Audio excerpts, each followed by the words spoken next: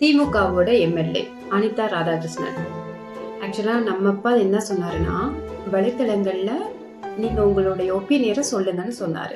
நான் சொல்றேன், இவர் மேடையில எப்படி பேசியிருக்காரு அப்படின்னு ஒரே ஒரு வாட்டி பாருங்க.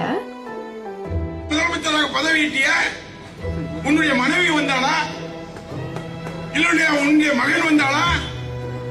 இப்பேற்பட்டவன் தமிழகத்துடைய முதலமைச்சராக வந்திருக்கின்றார் என்று சொன்னால் தமிழகம் கெட்டுவிட்டது, அழிந்து விட்டது என்று நான் சொல்ல வேண்டும். கொஞ்சம் கூட மரியாதை இல்லாம முதலமைச்சருடைய மனைவிய, அவங்களுக்கு டிவோர்ஸ் ஆயிடுச்சா, சட்டப்பூர்வமா இல்ல தானே, வர்றதும் வராதுன்னு அவங்களோட தனிப்பட்ட உரிமை.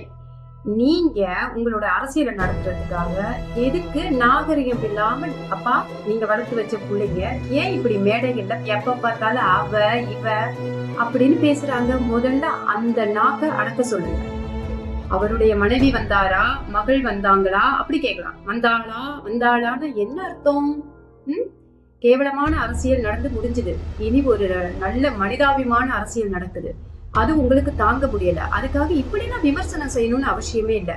எத்தனை மேடைகள்ல முதலமைச்சர் விஜய் அவர்கள் பிரச்சாரத்தை மேற்கொண்டாரு. எங்கேயாச்சும் ஒரு இடத்துல உங்களுடைய மனைவியோ இல்ல உங்களுடைய பேர பிள்ளைகளையோ கேவலமாக பேசினாரா? இல்ல. அரசியல் நாகரிகம் என்று விரும்புவது மக்கள் அதைத்தான்.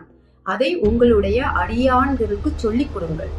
இதுதான் எங்களுடைய வலைத்தளத்தோட உங்களோட உரையாடக்கூடிய கருத்து.